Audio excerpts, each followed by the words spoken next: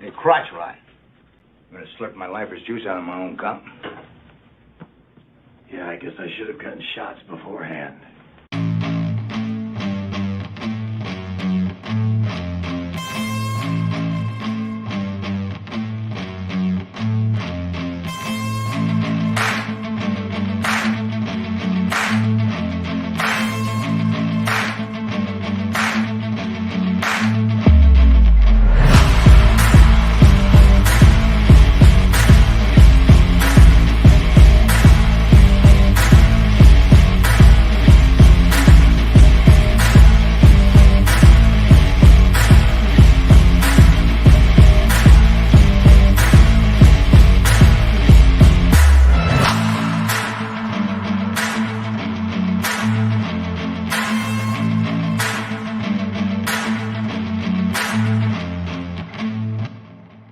Anything else, General? No, that's fine.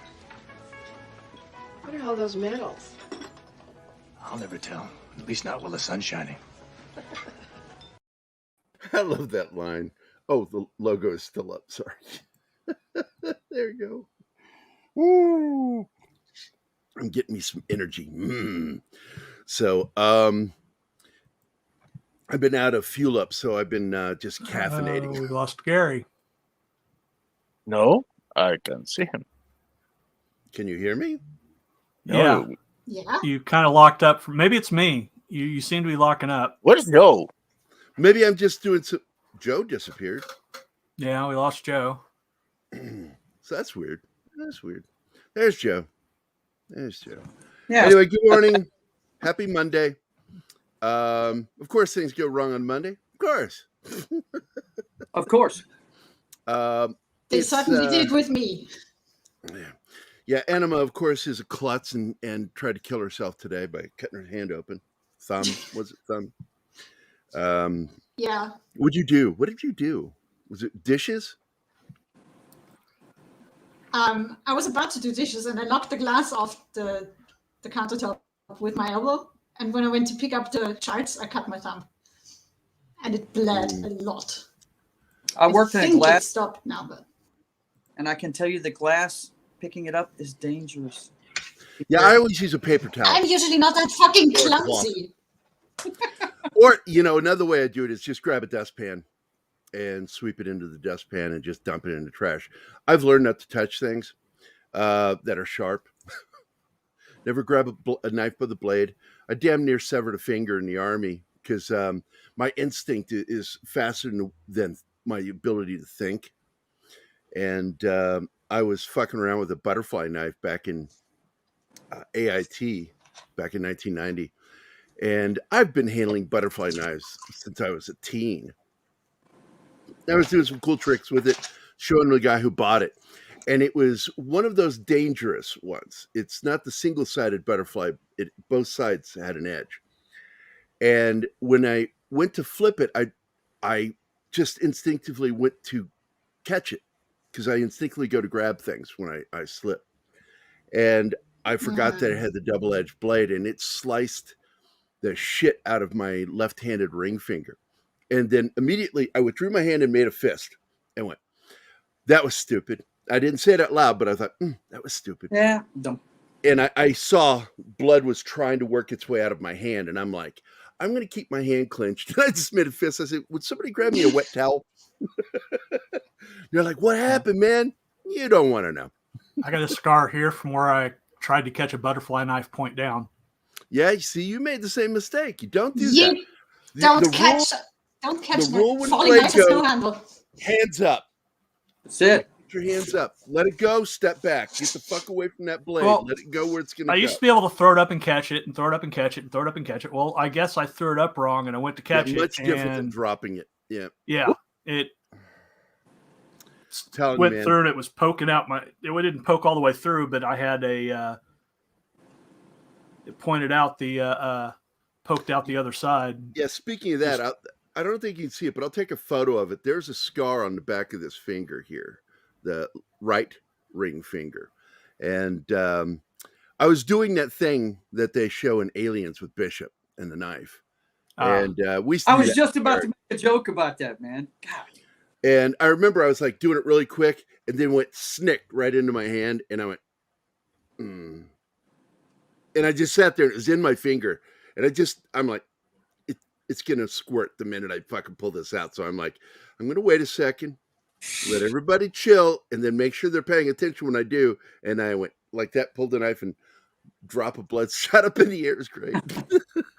I was going to make a joke that whole story was how you became the stunt double for Aliens. Yeah. He did that, but they sped it up, but he actually did that. Yeah. And I think I read that Bill Paxton was not prepared for that. Yeah, So his reaction was very real and legitimate. But a lot of people forget he served. Yeah. Actor Lance Hendrickson served as a merchant marine during Vietnam. He's also an actor that was illiterate. He was functionally illiterate. Wow. And he learned to read thanks to Really? his, I think they were husband and wife at the time when he got his first role. And she would read the scripts to him, and he began to learn to read because of being an actor. Very cool. And he's not the only actor that's been true with Dennis Weaver. Same story. Dennis Weaver. I believe that a lot quicker. Dennis Weaver, yeah. Mm-hmm. Yep. Well, both of them. Lance Henriksen, I remember him talking about an interview years ago, back before even Terminator. How I'm do these guys fascinated. learn the lines when they can't People read? don't realize he's in Close Encounters. Lance Henriksen. He's been in, yeah, he could live at Geese cons for the rest of his life, no doubt. I mean, so much stuff he's been involved with. He was originally the actor that was considered for playing the Terminator. After I think it was after OJ. OJ was like the first major star, and then like Cameron's like, no, he wouldn't work. Right? See, No. actor. They need somebody that can play evil. Little did they know. But you got to remember, at the time, OJ his acting career was on the rise. It really was. He's been in Tower Inferno, we're not going to say acting Spot. career. We're going to say movie career. Movie career. You understand what I'm saying? Yeah. He's not an actor. He's He wasn't super popular, but he wasn't bad. You know? Yeah, there are football players who could act. Rosie Greer's one of them. Merlin Olsen could act. Let me think. Dick Butkus did a pretty good job. I'm not going to say he's a great actor, but Alex Karras, of all the pro football players that turned to actors, Alex Karras was the single best. Yeah. And to prove that, like Anima saw him in Against All Odds. She watched that with me. Yeah, And yeah. his performance as his best friend and his coach. Yeah. He was defensive coach. Unless you count B movies, then Brian Bosworth, of course. Yeah. I don't think he's a good actor. The Boz is awesome. Yeah, just Boz. Of course, I'm an Oklahoma Sooners fan, so of course, I always root for the Boz. So let's go to the chat. Let's see what's going in here. I see D-Bud said Fred Dreyer. Yeah. Oh, what's his name too? From Dirty Dozen. He could act too. What is his name? Black athlete in Dirty Dozen. Brown? Jim Brown, thank you. Jim Brown? Yeah. Okay. He's done some good acting. He surprised me how good an actor he was. And so often, they tend to they're just athletes looking for a new paycheck when their career is over. Kentucky Fried Movie, man. From Kansas City Chiefs, Big Jim Slade. Kentucky Fried Movie is a film I'll probably never show Anima. I just don't think she'd be into it. It's so classic. But it is such a classic film. It is how we got Airplane. You have so little trust in You would have, and a lot of people don't know that Airplane is nothing more than a straightforward remake of Zero Hour. Yeah, that was a 0 hour. I think it's 0 Hour with Dana Andrews. It was absolutely. It always. I have a folder on my hard drive for when I break up actors, my favorite movie stars. Dana Andrews has his own folder because there are so many movies. Laura is one of my favorite films. He did a World War II film right after World War II where they cast disabled veterans in it. with Dana Andrews, and they had a guy who lost his arms. It's in the film. Got an Oscar, Best Supporting Actor. Well, John's a big airport fan, I'm sure, because he loves disaster movies. Oh my God! I always thought those movies when I saw Airplane. You know. Everybody thought that Airplane was a parody of Airport and all that. I'm like, no, it's not really. It is actually a shot-for-shot remake of 0 Hour with Dana Andrews. I'll have to see that movie then. Yeah. Go watch it, and the dialogue isn't even changed in the scenes. And it's like, oh my God, they did it perfectly. Yeah, cool. They only up it's like they watched 0 Hour, did some cocaine, and then made Airplane. And that's how that movie. You know, of all the jokes in that movie, the one that I just rail with laughter every time is the announcement of the radio station where it says "K whatever," where disco lives forever, and it just flies and busts this friggin' antenna for that place to pieces. It's hilarious. So here's what they do in that film is all of the dialogue is pretty much still in there.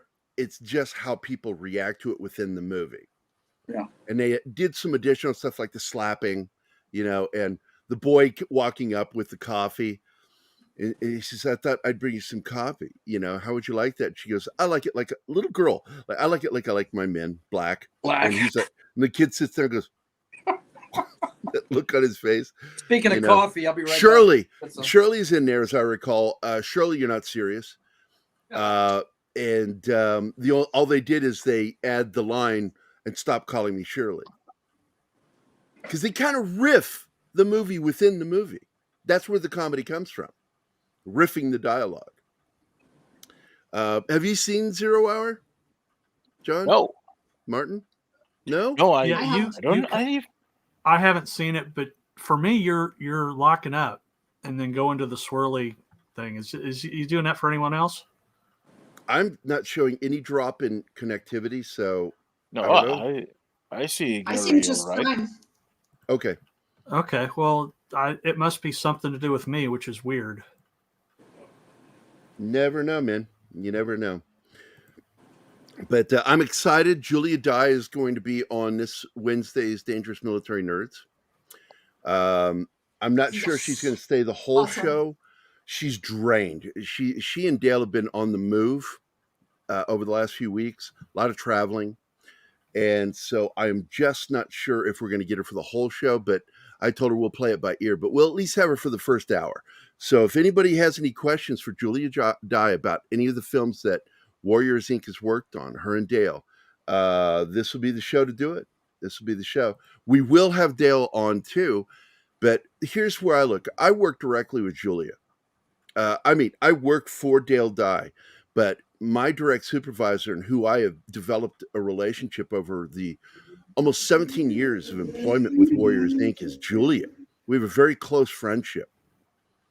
And Saturday on my wedding anniversary, we went to Chimney Rock, North Carolina to go, I don't know what that is. Oh, fishing.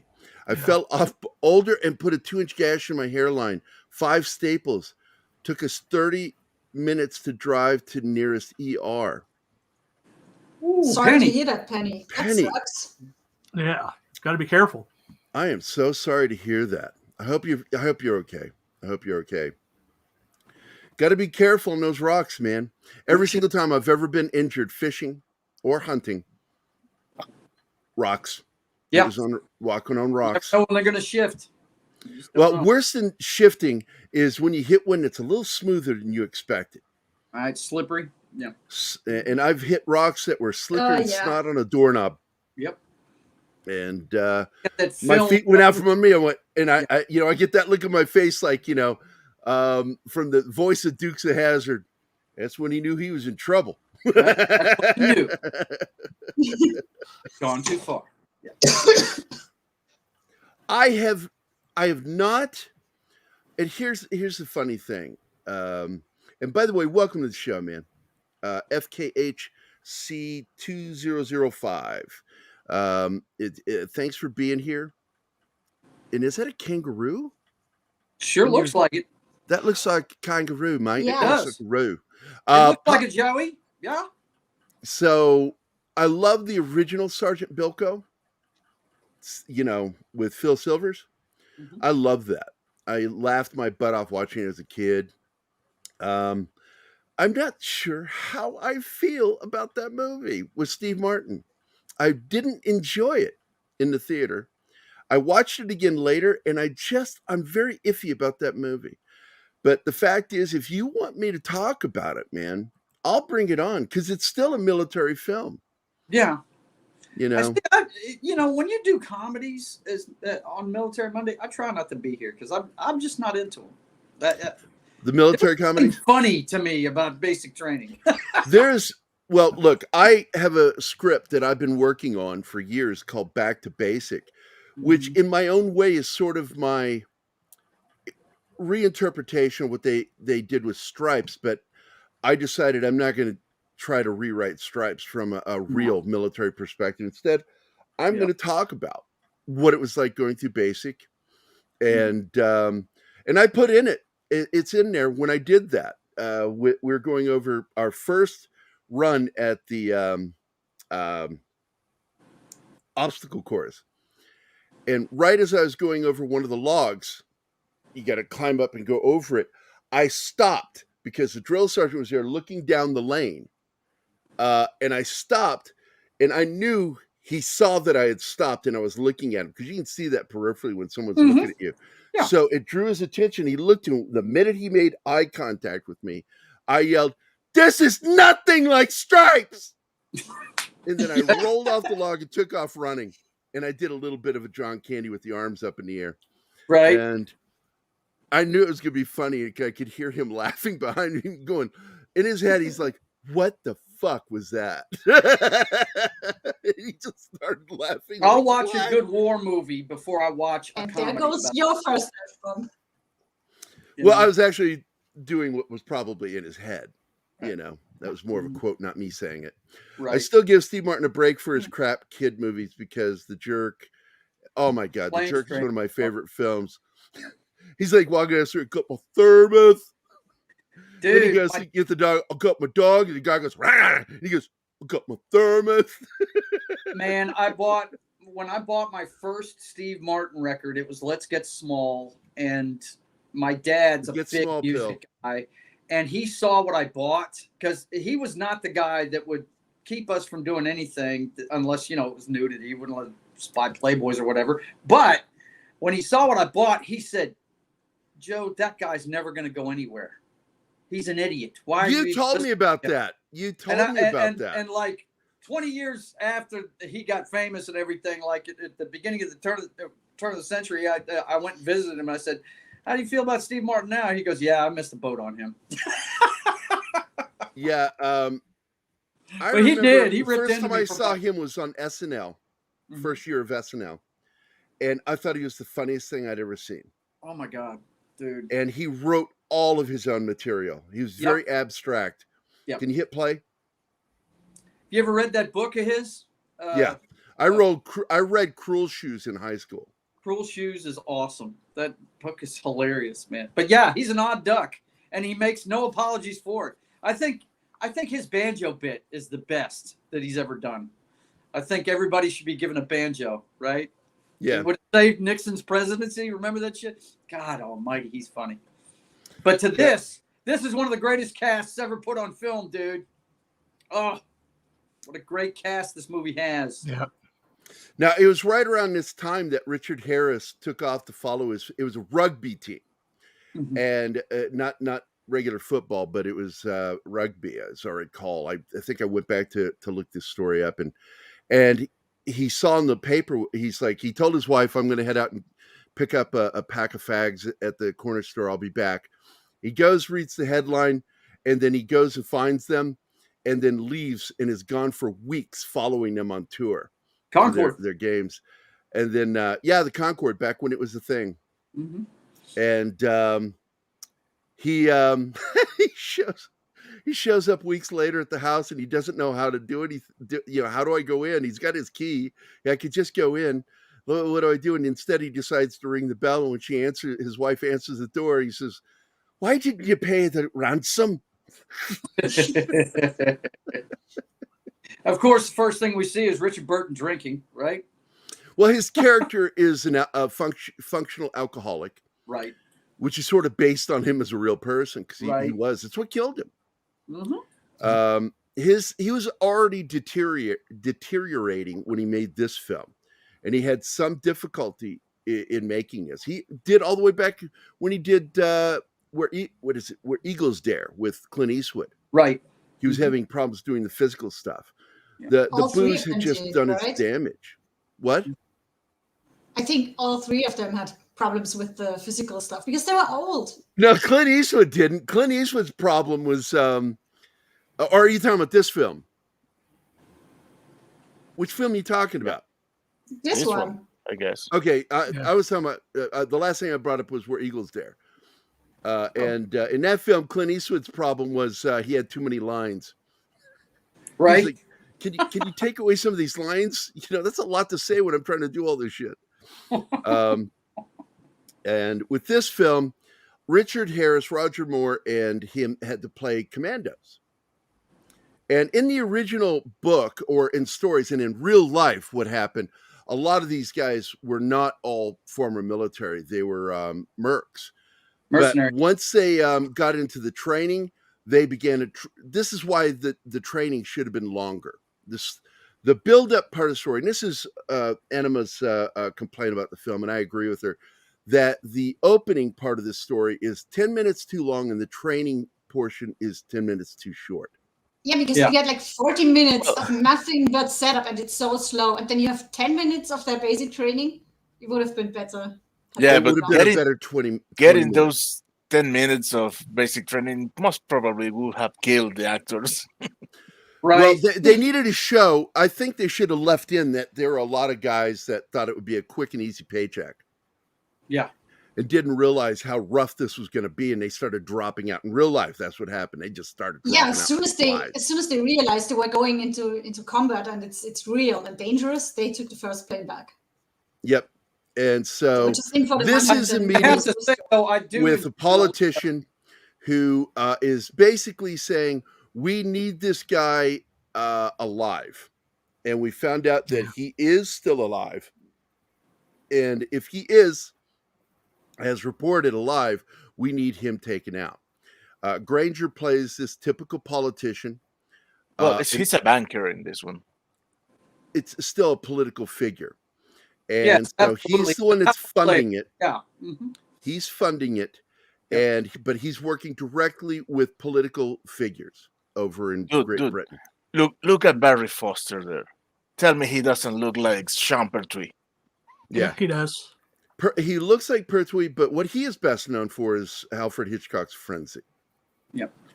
He also did a TV series. I forget the character's name. It's a Dutch name. Plays a detective. And they renewed it with a whole new cast. And the show's not bad. It's not bad. The original is better. Only Ian Yule was a real-life mercenary with Mad Mike Hoare. Yeah, and the guy who Burton is playing is a real dude. I'm not sure about Roger Moore's character or Harris's characters, but I know that Burton's character is based on a real person. I love Roger Moore's backstory here. It's so awesome. Yeah. My one complaint about all the indoor shots is it's got that typical TV lighting, and I hate that. I prefer lower lighting, more real, and that's what I might complain about the late 60s, early 70s filmmaking is the overlighting of these scenes. Now, what's going on here is this guy's a low-level gangster who gave him a drug running job. This is one of the things he does as for mercenary work. Even though he's former commando, he does merc work as a drug runner. Well, he didn't know he was a drug runner. He thought he was running he thought currency. It was something else. That's right. Currency. He thought he was running drugs. He does not just drugs, not just drugs. Yeah. Bad drugs. Bad drugs. That were poisoned. Mm-hmm. So prepare for everybody, all the men in this scene to die except for Roger Moore. Right? Because he doesn't run. Hey, Don. He doesn't do that. Hey, Don.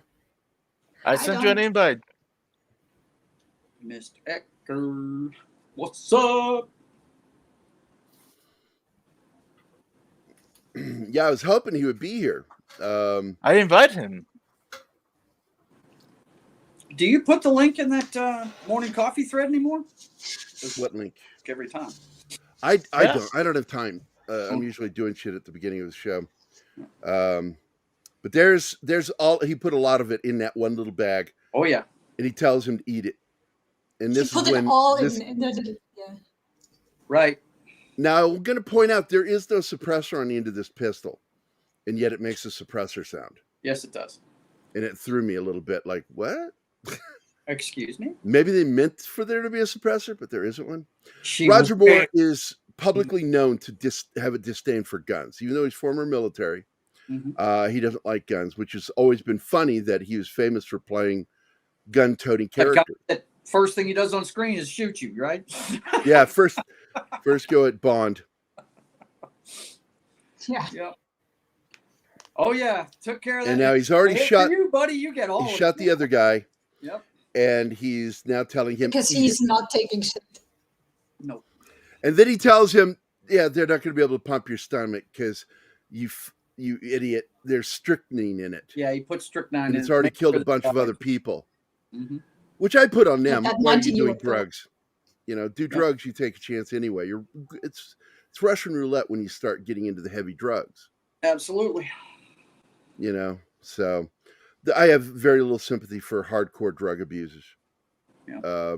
Because they're It's playing still Russian hard when he roulette. leaves and tells him, you got about 20 minutes, have fun. Yeah, And I was like, enjoy it. "Oh, dark." See ya. So now, because he's killed this mobster's son, a contract gets put out on him. Now, of course, we meet Richard Harris and his son, cute little kid. You won't forget his name after seeing this movie. I'll tell you that. Whose name? The son's name, Emil. You won't forget his name. I never remember it. Really? I'm living proof of what, Wow. what the You hell were are you talking affected about, by Joe? the end of this movie. It's I a don't want to say name. you're full of shit, but yeah, you're full of shit. I don't Okay, remember. all it. Gary doesn't do I didn't names. think so. Everybody knows that. I have Well- to say a name 20 times before I remember it. Well, I think Well- he says it not 20, but he says it quite a few times at the end of that movie, if you remember. I'm telling you, every time I hear the name Emil, I just think about the thug of RoboCop. Yeah. Ah, Okay. Hey! Hey, there's Don. There he is. So, yeah, Don. I'm making a mess with the. Yeah, I'm just gonna sit here and watch you as you do this, and then I'll fix it when you're done. That hurts. Are you finished? All right, there you Yeah. go. Girlfriend next to me. Someone said Jesus it earlier in chat. It's messing with Martine Monday. Oh, man. How you doing, Don? Oh, we're doing okay. Kind of a overcast, crappy day, but we're supposed to have some intermittent sun later on, so I'm looking forward to that. So, are you a little bit like Prince? That overcast days never turn you on? Hey, dude, I'm a freaking Leo. Okay, we thrive Yes! on sun. That's what I'm talking about, Don. 25th here, July. Right on the cusp. July 26th.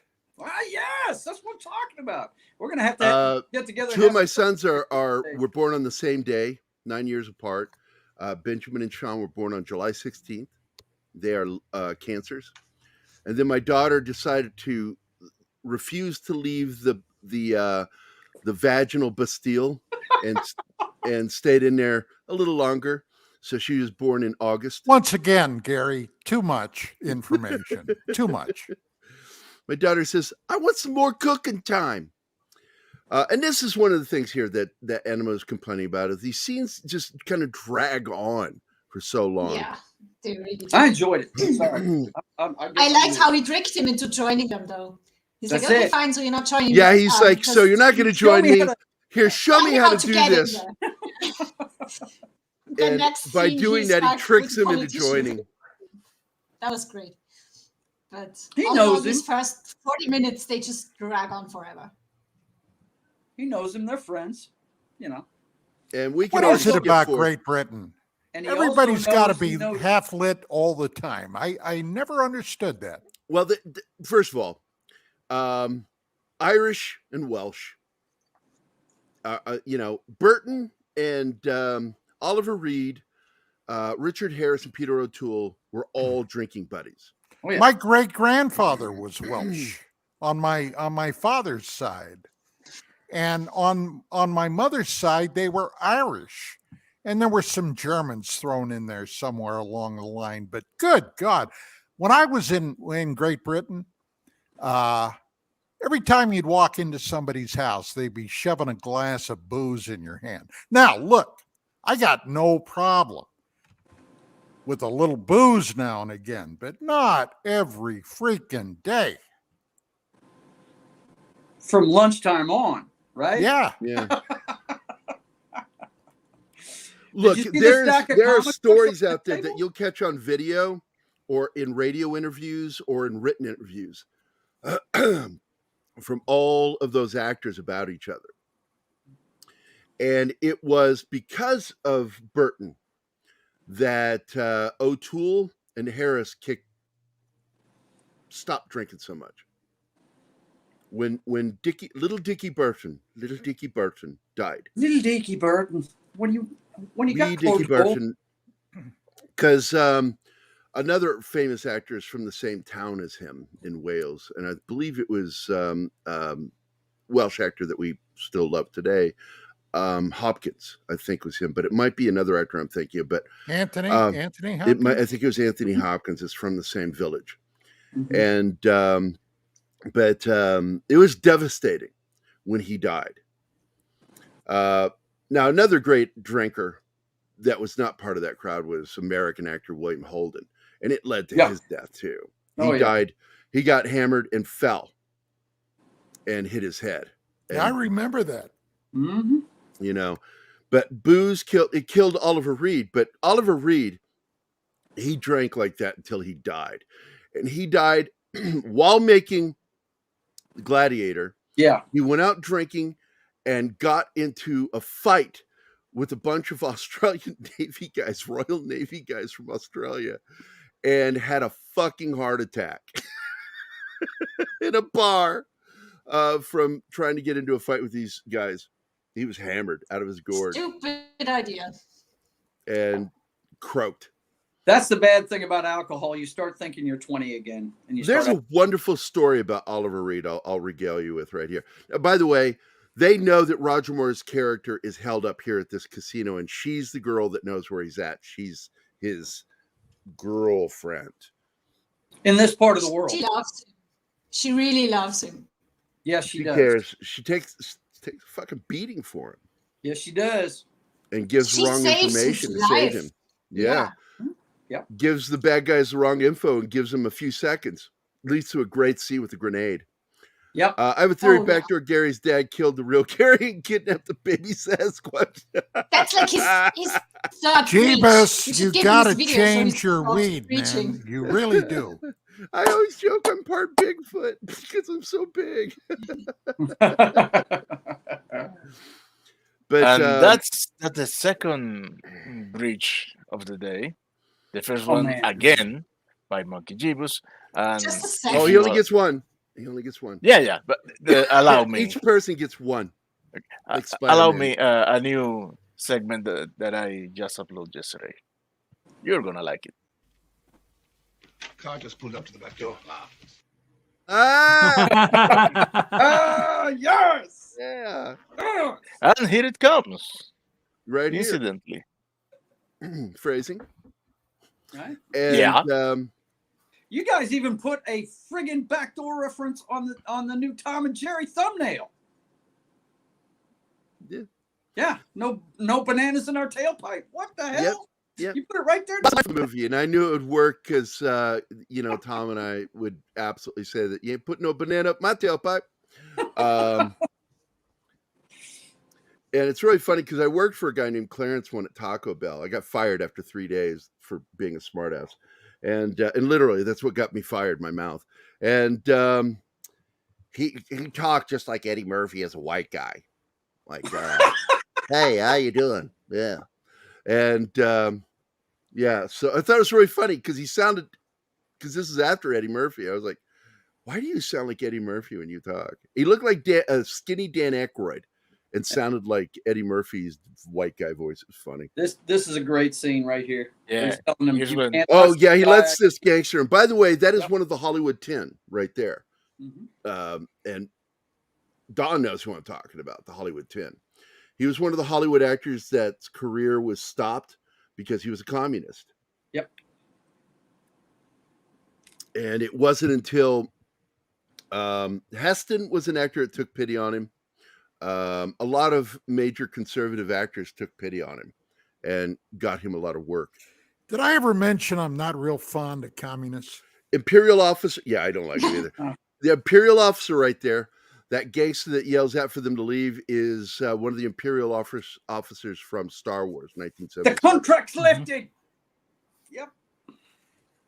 But I love that he puts a hole through the door and drops the grenade into the hallway, and they're like, ah! And we always jokingly refer to that as grenade bowling. Right. When all else fails, go grenade bowling, as my sergeant used to say. Look at her. Very useful when clearing a They building. beat the shit No out of the doubt. poor girl. But she gets kiss out of it from Roger Moore, so it's worth it. Right? I So guess. technically, she could be a bonger. I'd say so. She classifies. Yeah. Yeah. She's the toughest one, apparently. Take a punch. Isn't he? I'm gonna save some of She's these tough. Monkey Jeebus comments here for later. Richard, yeah, and absolutely, I do agree with you, D Bud. They were such good drinkers; they knew what to drink, and they probably should have opened their own distillery. And there's so many stories. Some of my favorite stories is where one actor would cover for the other actors while they were out getting hammered, doing stage plays. And they would take over that actor's part because the other actor got drunk. True Peter camaraderie. O'Toole, Richard Harris, notorious for doing that. They were MacArthur on the Park, building. dude. MacArthur Park. Oh, yeah, that's one of the things he's best known for, singing that. And of course, he was in Camelot. He played Arthur. He and Burton both had great singing voices. And for our younger audience, that is Dumbledore. That is Dumbledore. Yep. And of course, he had Hodgkin's lymphoma. That's what killed him. And he knew he was dying when he took on the part of Dumbledore. And it's sad he didn't get to finish it. And Gambon, not Gambon, what is his name? I think it's Gambon. Is Yeah. it? Took over playing Dumbledore. But I didn't think so. I felt like Peter O'Toole should have taken it with their relationship and how they used to take over each other's roles when the other one couldn't do it. That would have been nice. And so here we see some of the planning that's going on, what they're going to need to do. Check We can those skip- Coke bottle glasses, man. Wow. And they're real glasses, by the way. Yeah. You'll spot it every once in a while in some of these older films. These actors actually wore their real spectacles. You know, Stallone wore his actual glasses in the movie Tango and Cash. Yep. Because you can tell a fake pair of glasses, they're flat. But when you see some focus and some altering, like they'll move their glasses and you'll see. And their eyes are twice shift. as big as they were when they didn't have them on. Yeah. And you that's a go, clear indicator. those are real. Still, a lot of people don't know Stallone was not known, but was wearing contacts in a lot of the films he did because he was blind without them. He's blind as a bat. Yep. What a Yeah. great I still That's think fit we're- his character though. Where Eagles Dare is one of my favorite World War II Yeah, I movies. brought that film Yeah, up they were talking about it earlier. because Richard was already having trouble with the action scenes. And that was in what, 68 when they Yeah. did that? Yeah. And but I brought up the fact that actually Clint Eastwood had problems with the film too, but not from the action scenes, but from the fact that they gave him way too much dialogue. And he's like, I'm trying to do physical stuff here and deliver those lines. And so he kept asking, please cut my lines and give them to Burton. My God, I just can't get over the fact of how thick his glasses are. it makes his eyes look like the thumbnail for Pitch Meeting. Man, it's ridiculous how those things. I love this guy. It's made for this right character here. because he's Yeah. brain. This is your classic sergeant, and I love this. Sergeant The Major, wife comes yeah. out. Plays him, The Gerry. wife comes out and sees him and hates him Doesn't want that to he's see- there. She knows what's because going on. She knows, you're about to take my husband. Gerry, who's the actor that plays this guy? Because he is awesome. I forget. Hardy He's in Kruger. a lot of movies. Great actor right here. Isn't And Hardy Yes, Kruger? You're not Yes. welcome. No, it's not Hardy Kruger. Not? No, Hardy Kruger's the German. Oh, He yeah, actually you're plays right. a South African in this, but he's in real life he's Yeah. a German actor. And I'm looking it up. and this is a film that very early on takes on a couple of issues Jack that I Watson thought was and- funny because we had gay guys in the military that we knew about and we protected them. We're very protective of these guys. It wasn't like we really wanted to. That's Hardy Kruger. There's Yeah. Hardy Yeah. Kruger, yeah. Yes. And he plays an Afrikaner. He's South African, South And he's- African, yeah. very racist. The And- sergeant, the drill sergeant's name is Jack Watson. That's the guy's name. Great actor, man. He did a lot of TV. Was in a lot of film. Love him. This is an interesting character because not many people knew at this point what was going on in South Africa, and the relationship between South Afrikaners and those who live in the Congo going further into North Apartheid. Africa, right. and about apartheid. They Yeah. just didn't know much about it, and it was just starting to hit the media here in the U.S. with all that shit that happened with Biko. So we have this character who is absolutely South African. When you look at him, he's blonde-haired, blue-eyed, clearly an escaped Nazis. It's the, Of course, the this- reason this- he joins is that it's his ticket back home. He can't stay in London. He's broke. He doesn't want to be in Britain anymore. So that's the reason why he joins. So they are suspicious at first, but he gets into it. Yeah, and with his check, he plans to buy a little farm. And we Yeah. lost John. Yeah. Doesn't correct me if I'm wrong, guys, but doesn't this take place historically about the time of the rise? of the 1968. Okay. The actual All right. story Okay. So and report was from 1968. okay, because I know when this movie came out, it was shortly. Well, it might have been around the time that we had the closest thing to Hitler that we've seen since in Idi Amin there in Africa. Very scary dude. And this Yeah. one is Black Panther's dad, King Yeah. T'Chaka. Yeah, it sure is. Yep. Really? That's him. Wow. Yeah, That's why I love watching these old movies. You get to see these actors when Guys when they were young. Mhm. So He was about great with apartheid. this scene, man. When this film was released in the UK, they had massive problems with protesters because it was filmed in South Africa, and a lot of people weren't happy because apartheid was a thing back then. Imagine. but it was the safest place to shoot. And it really was. This is a great way to meet all the characters, though. It Yeah. really is. During their interviews. Oh, this guy, man. Fantastic, man. Yeah. Then of course they get their medic, and the medic is Medic is immediately hilarious. he's hilarious. He's gay. Yes. And he's like flamboyantly like out Yeah. there. He's not out hiding it. there. Yes. Oh, And I yes. love that. He's so funny and witty. In fact, Well, that's his nickname, as I recall. Witty, Yeah, isn't it? Witty. Yeah. He is. Yeah. There he is. There he is. There he is. He's the man.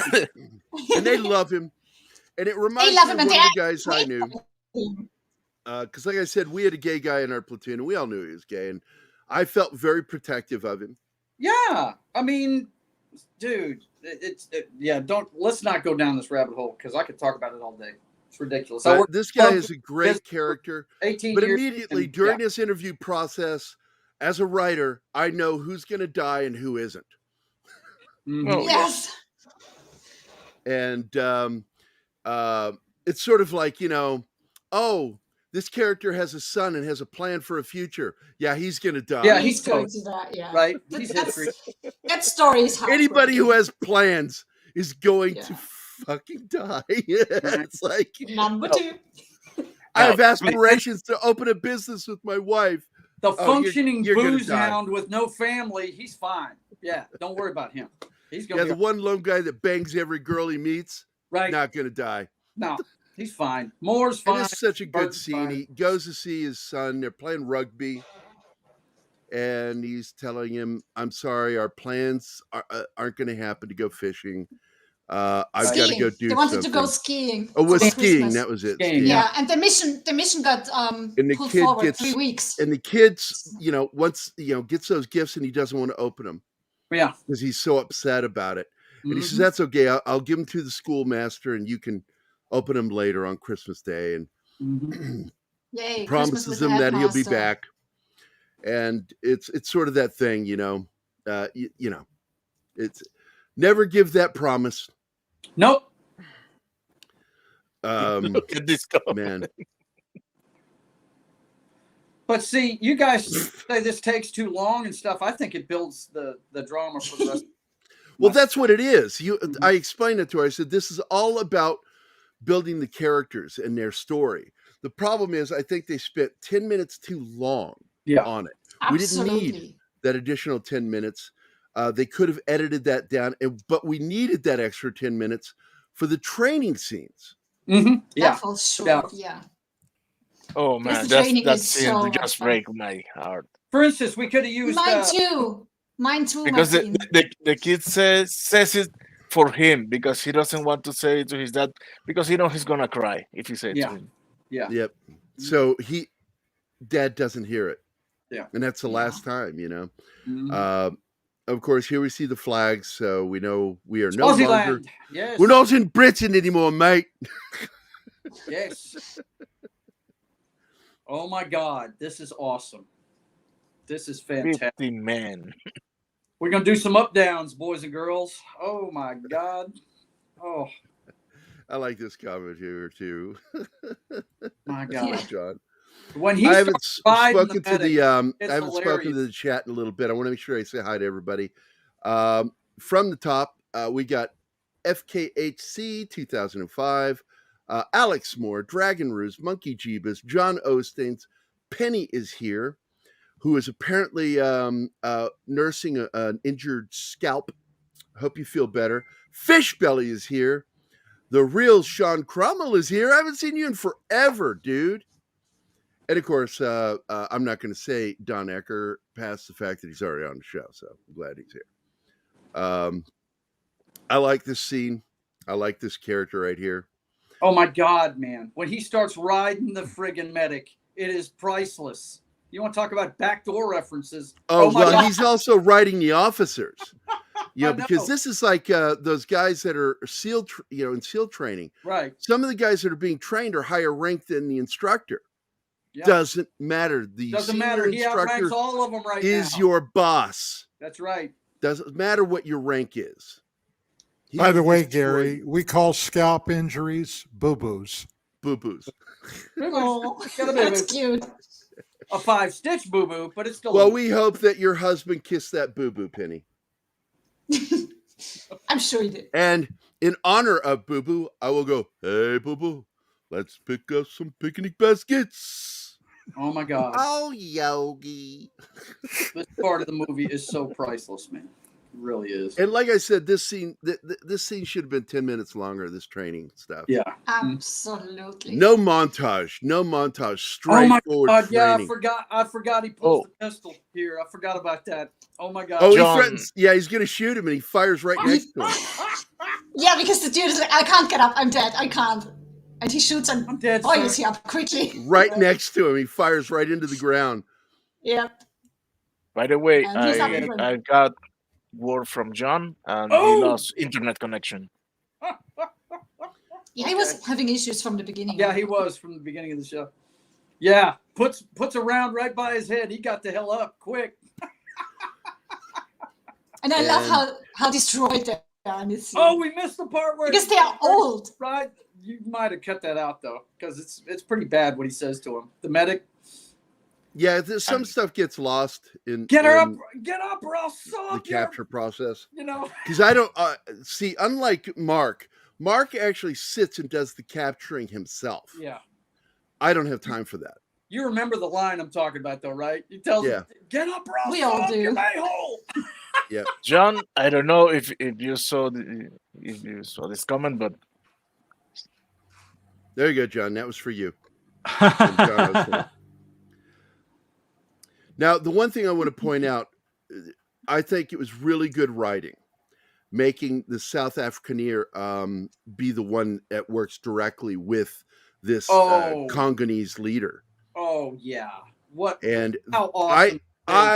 Yes, I still get emotional watching this movie. Their relationship as it if progresses. you don't, then you don't have a heart, because we all know guys like this guy right here, okay, that was brought up that way and thinks that way, you know, and then he meets somebody that really changes his mind, you know, and it's so good. Yeah, it's fantastic. Because right out the get, he's like, dude, you know. Sometimes character develop is really good. Sometimes a 2x4 can help the process. Oh, absolutely.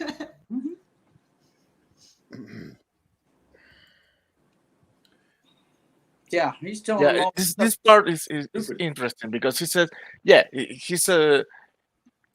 he doesn't particularly hate black people, no, but doesn't think much of them, and he is the one that said to him, "Okay, I'm killing them, not because I dislike them, because just because I need the money.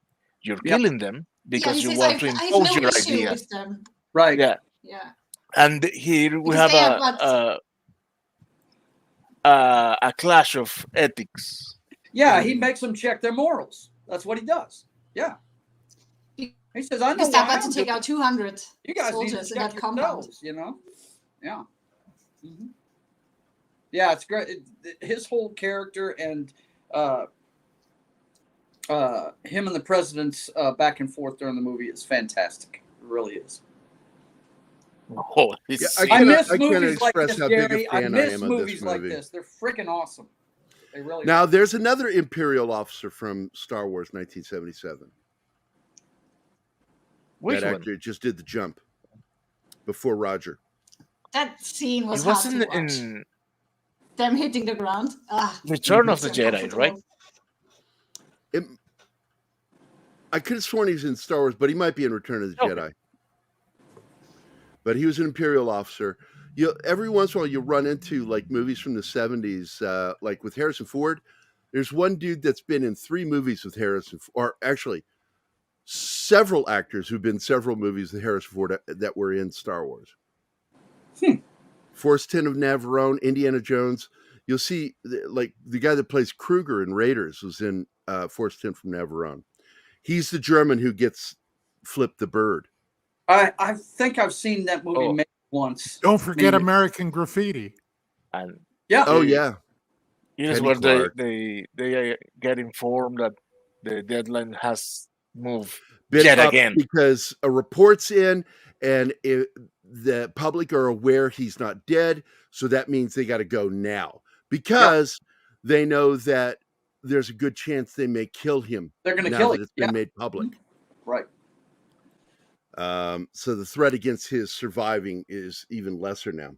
And what the powers that be need is for him to be alive, right? To negotiate. We don't really know what they're negotiating right now. Hold on here.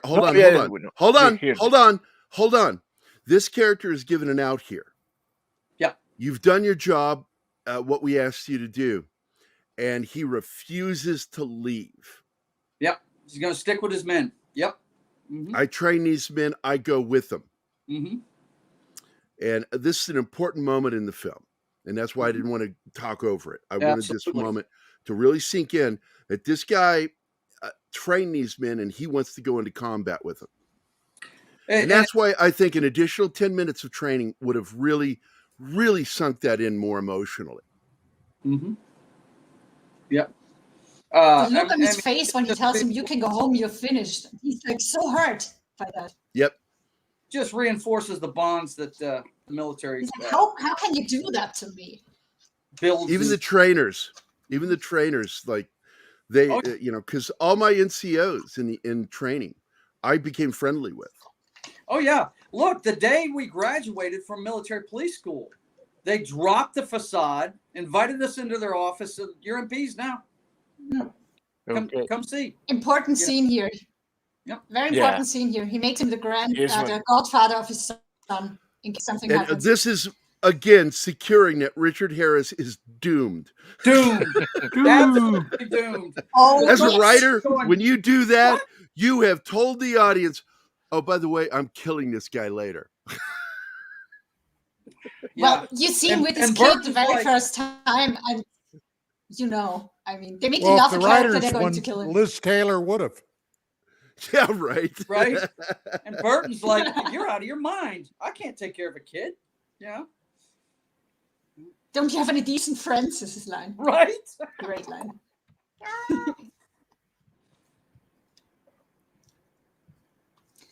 It's about that time, isn't it, Gear?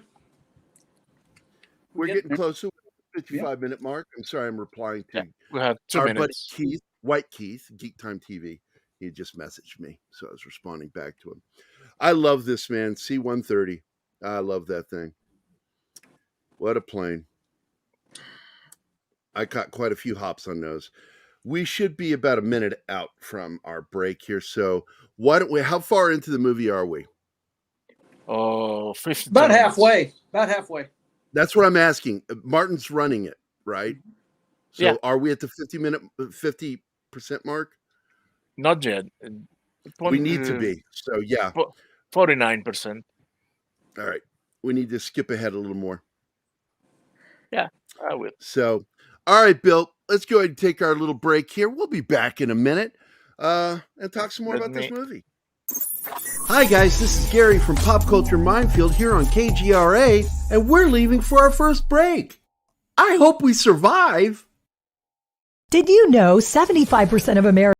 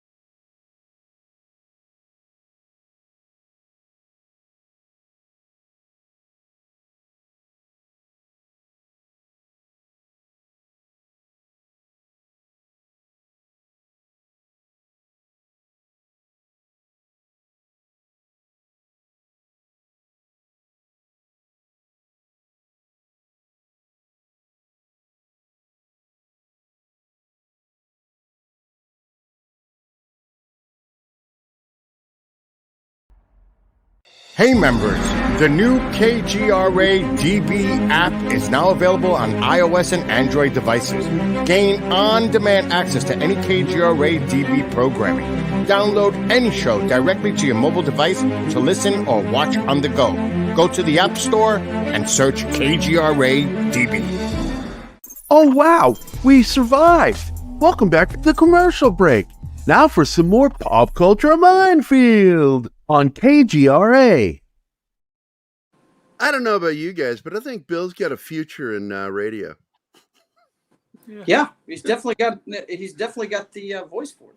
Yeah, he does. He's got that voice for it. But I'll tell you, Gerry, listening to you at the end of that commercial, I should have done. I don't think you've got a future in commercials, dude. No. You wouldn't Well, believe if you it, took but it seriously, I he was might. a paid voiceover actor for a lot of radios.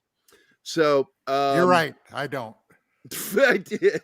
My thing is I did impressions, so I would do like other celebrities for commercials. Here we go. I still love you, but you know. I love you too. This is a great scene because this is what it looks like in a C-130. I've done a lot of artwork trying to show people what jumpers look like, but more importantly, how they pile out.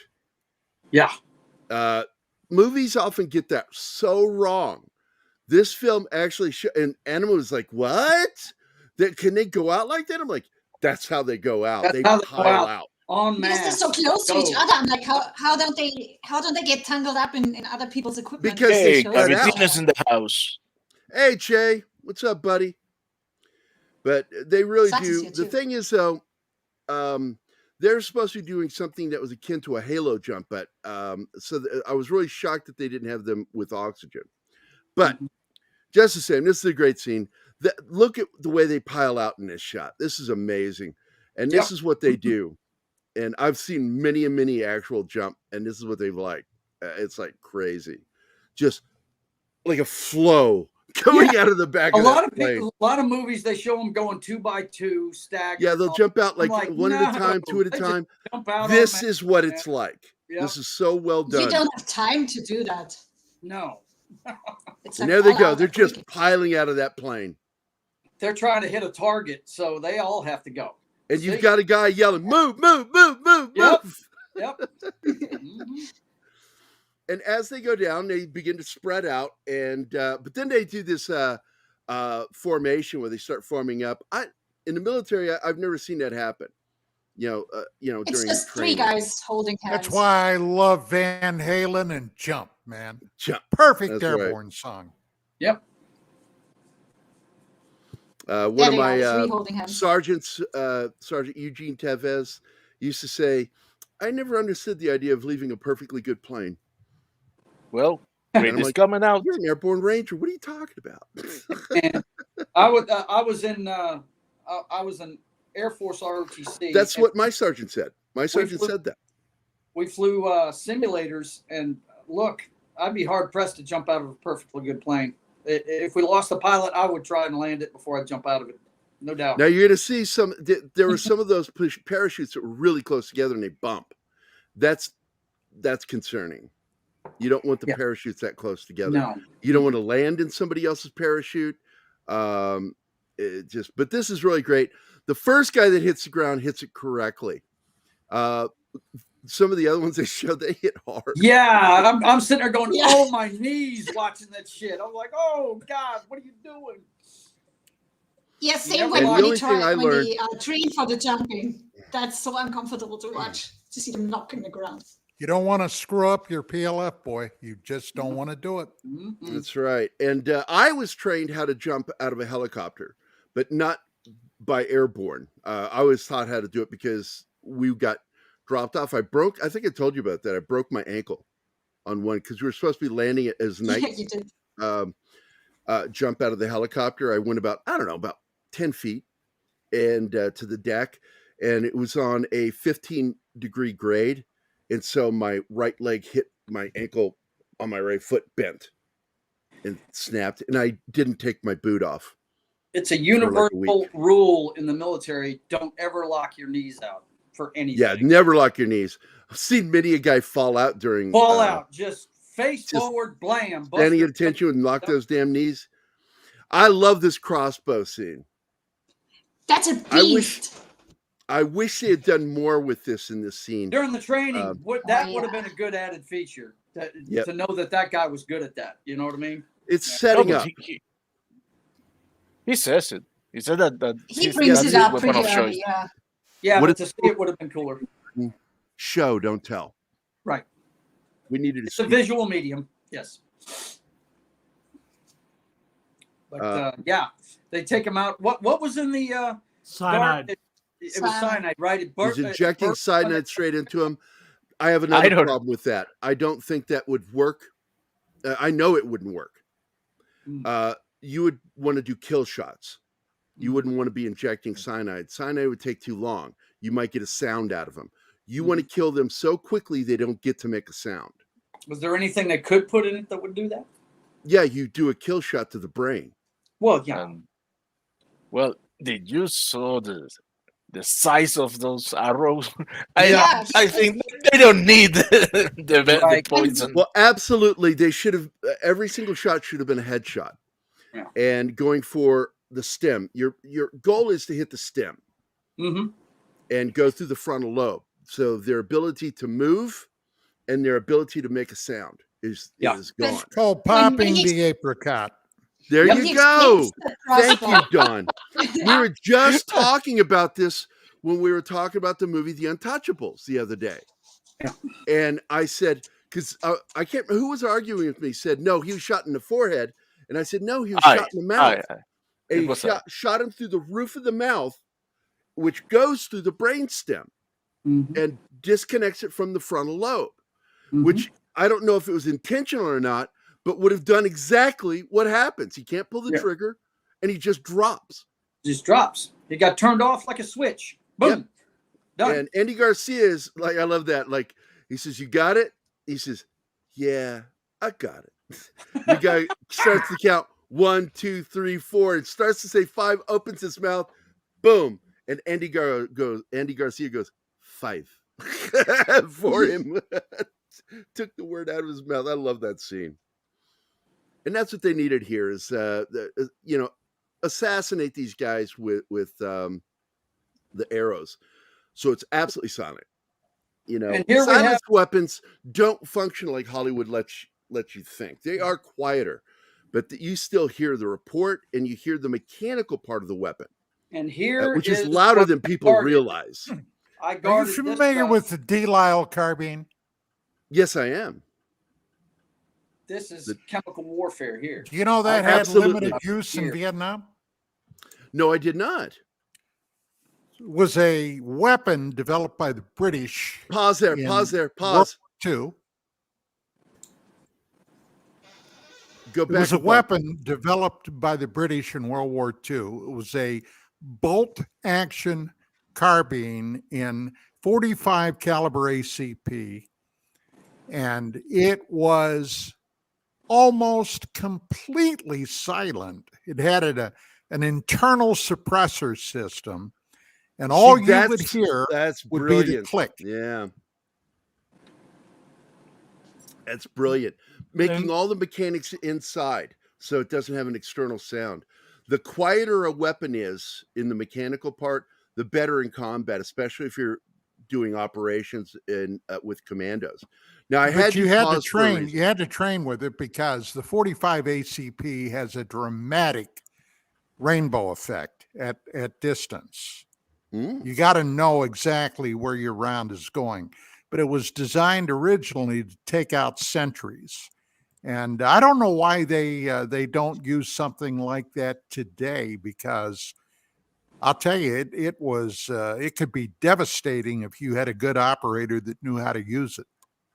HK makes a version of the MP5 that the mechanics are louder than the report. Yep. Now, I pause this for a reason, and go ahead and hit play. These are Cubans, and it's never quite explained. And Che Guevara in particular, and Castro both were in the Congo, had people in the Congo, working Congolese, and with a lot of these rebels. And they were in tight with the communists. And this is something that's visually inferred here, but never explained. And I wanted to make sure I explained it to you. That is a Cuban, I'm assuming a major or something like that, but he is absolutely a communist. Advisors, yes. Yeah, they are advisors with the Congolese. Yes. I wanted to point out that you guys skipped kind of past it, but one of my tours was a year on Johnson Island, and we guarded stuff like what they use against them, the nerve agents they use there. I think they said it was cyanide gas in the movie, right? Yeah. I guarded that stuff for a year out in the middle of the Pacific. That was one of my tours I did. And that stuff. And by the way, you pointed out that they go in there with the cyanide gas and kill a lot of those guys. That's how you know they're mercs, because soldiers wouldn't do that. No, it would be tough to be condoned for that, because then the military has to assume responsibility for gassing somebody. Yep. But it's their only way. They are 50 against 200. Yep. And they need to get him out alive. So they find him. He's incapable of walking because he's been tortured. Probably also malnourished. Yeah. And he's got a heart problem too. Yeah, he has a heart problem. He's taking medication for a heart problem too, if we remember. Yeah. So they find the one Afrikaner, the racist has to carry him. The racist has got to carry him. And he calls him a name here. He calls him a kefir, and which is a racial slur It's basically an used N-bomb. by Afrikaners. Yep. And he explained that earlier in the movie. There he goes, right there, Kefir. Mm-hmm. Yeah. He's basically dropping the N-bomb there. Yeah. Yep. He's letting him know he thinks he's subhuman, basically. And yeah. But again, a good writer gets a hold of that and shows growth. Character arcs are so important to a good story. Mm-hmm. And so we see this through action. Not just because the writer says he needs to love him now. No, we show through action. Yep. How they develop their relationship. Their interaction, their relationship changes his mind, For both of them, actually. Yep, sure does. And the funny thing is, a lot of people don't know. I'm disgusted by Winnie Mandela. She is a murderer. She and her group, while Nelson was in prison, were known to murder people. Yep. And the way they killed them is horrifying. They would stack tires around them or lower them into stacked tires and then set the tires on fire. Oh, God. And she was an animal. There's Just no an more animal. brutal continent than the African continent, no doubt. They are brutal. And they show it in this movie. You'll see you it. should have been to Southeast Asia, pal. They do it there too. I'm glad I didn't have to go. That's for sure. Yeah. If I'd gone there, somebody would have had to have changed my diapers. Right? Yeah. Don, would you have changed my diaper? No. No. Okay. But I give you a clean pair of diapers. You would have given me clean ones. Change yourself, motherfucker. And I'd be like, oh. He would have said it exactly in that way. But the operation up to this point is going off without a hitch. They are Absolutely. They're nailing it. Yep. Well, the hitch is they're being double-crossed. We don't know that yet, and they don't know yet. that. That doesn't occur until they get to the airfield. And it is one of the most intense moments. Oh, man. Yeah. Could you imagine, Gary? Could you imagine that? Seeing your ride right that close and then it disappearing into the friggin' horizon? Ooh. Everything is done. They did their job for God and country and a good payday. You shouldn't sneak up on someone while smoking. Yeah, you can't sneak up with a cigar. Yeah. If that cigar You're is giving smoking, it a it will smell position. you. Zax is here. What's up, buddy? And here we have the scene that changes everything. The deal is done. They don't need this guy any longer. Oh no. Che broke the back door. He's a breach. Give him the video. Give Che the video. The new one. Okie dokie. Wait. Yeah, the deal has been done, boys and girls. For Chet, this is your video. Car just pulled up to the back door. So we've now seen that they've been the betrayal has begun. Yep.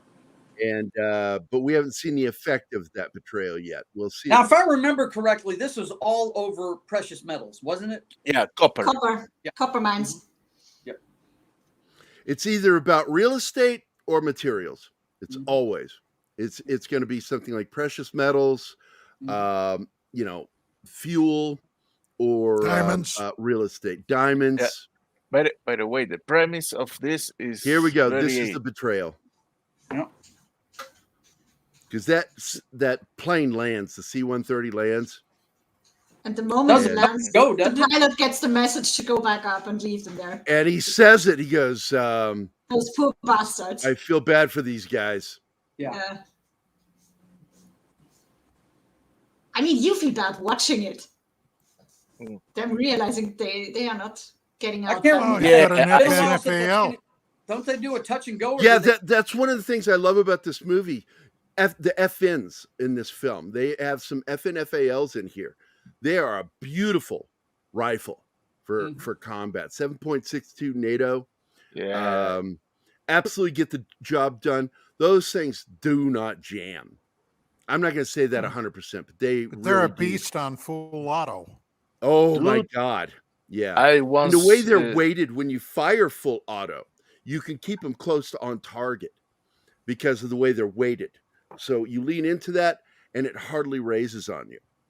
I saw once a documentary about elephant population control, and they kill elephants with one shot of the FAL. One Right shot. through the head. Take out the apricot. Oh, yeah. Yep. No, That's right. heart, man. They shoot at the heart of the elephant. Yeah, they do actually land and then turn around and leave, don't they? I couldn't remember. Yeah, it's right here. They're getting the order over the radio. Right. Right as they land, yeah. So they turn around and take back off. Yeah, here's where he comments. He goes, "I feel sorry for these chaps." Mm-hmm. Yep. Now the next scene after this, you actually see, why you need to be ready for anything in a combat situation, and why we learn each other's jobs a lot of the time in the military, because you never know when you're going to lose somebody, and somebody else has to do the planning part. Somebody else has to get you out of something. This is pretty cool right here. I love this part right here. Well, it's like today, almost every soldier now is a basic medic. Yeah. Mm-hmm. We all know how to do CPR. More. Every last one of us is trained in that. We know how to put on a field dressing, all of that. Yep. Which is why all of the 91s were changed to 68 whiskeys. Mm-hmm. Because now they are medical specialists instead of combat medic. Even though they're still called combat medics, they're medical specialists. Mm-hmm. And a lot more field surgery training. Because we had some too. I used to talk to my buddies, what's your favorite knot? Because you have certain knots that you're very fond of when you do stitches. Yeah, I served with a lot of guys that served over there, and that was what they called them, skinnies. And here we go with the morality of our man Richard Harris. He's about to lay down. Let's make something out of this, right? Let's do something good here. I mean, we got to fight our way out anyway, right? Yep. There's only one way south. Yeah. And fast, because they have the bad guys' army. But his whole selling point is, let's get him back to his people. Yeah. Let's do something good out of this, because he's a good man, and it's worth the fight, right? Yep.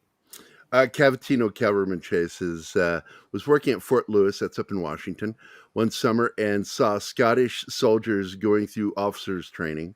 They had fluffy balls on top of their berets. Yes, I've seen that. Yes, of course. I've seen that too. By the way, the guy, the actor that plays the president, he was in The Power of One. Do you remember that? The Power of One, yeah. Not familiar myself. Oh, you have to watch that. Yes, sir. Trust me, I make notes during these shows. I love the education. Yes, I do. Okay. And he's still alive, by the way. I think his name is John Connie. Mm-hmm. Yeah. And no. John Connie is the mercenary. The president we lost him not so much ago. Oh, this guy doesn't know. Okay. I'm not sure if I'll have to look it up later. I don't know. Yeah, I looked it up last night. This bridge scene's pretty good. Enjoy the bridge scene. Yeah, this is when things start to go south. They lose a lot of guys here. Yep. Yeah, and it's weird seeing a Cessna with a gun on it. Right? It's like, wouldn't that just fucking fall apart? It's like that plane. They're not really designed for that. Well, but I guess they do. Do I have some stories to tell you? Don't they have a truck breakdown here in the middle of the bridge? Yeah. That as well, yeah. Yeah.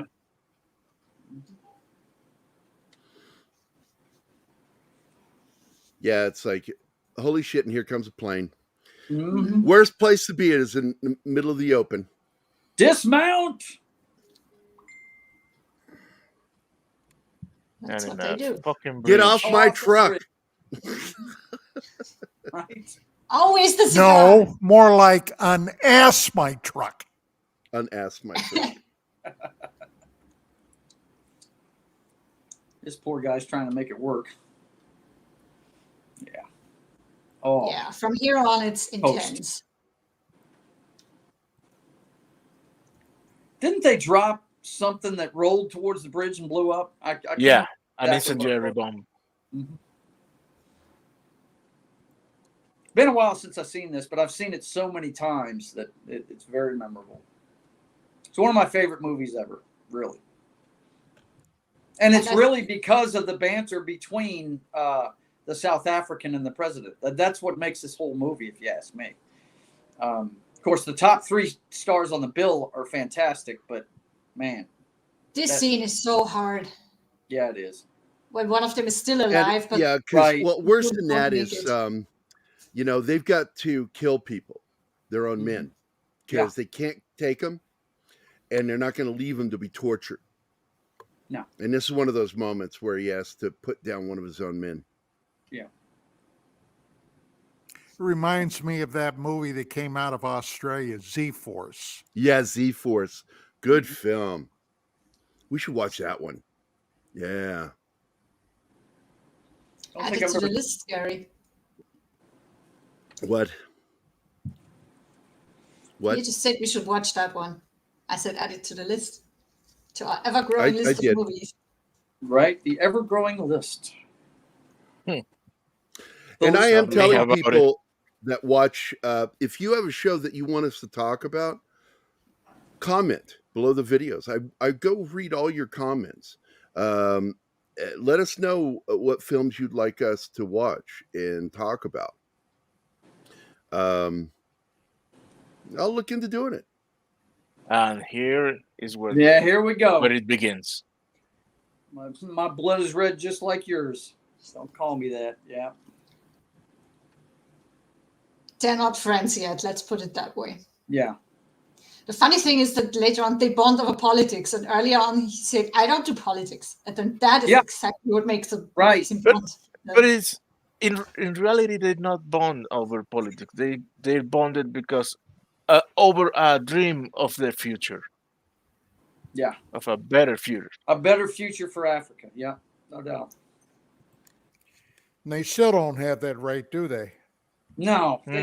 No. Well, he says it in the movie that, you know, the minute you think it's about equality, it's actually about power. Yeah. And he who All has you got to do power. is look at New York City. Yep. So now the power has flipped, and look what's happening. It's just gone the opposite direction now. Subjugation again, based on race. In that scene, he tells him that for the past 2 years, he only was able to talk to prison guards, and he got so fed up by it that he tried to talk them into killing him. And our African guy says, "Yeah, there's no point in trying with me. I'm not going to do you that favor." G-Force. All right, Sean, eat shit. G-Force with the hamsters. No.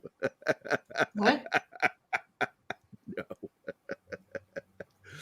Actual military, man. Don't be. Sean's messing around.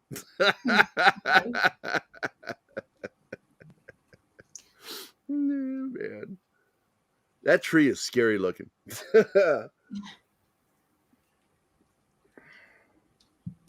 And this is where they slowly get picked apart from this point forward. We see them get whittled down. Who do we just lose? Dawn? I think we just lost Dawn. Apparently, yeah. Yeah. Californian internet. Well, everything is fine while I'm not being the one losing the internet. Well, I can't say anything. I had my internet hiccup a little bit ago, so I have hiccups all the time because it's stormy outside. Hey, welcome yes. back, Don. Welcome back. Just dropped out. I don't know what happened. I got to tell you, sometimes it's actually StreamYard. StreamYard will do some funky shit. That's Skynet fucking around with us.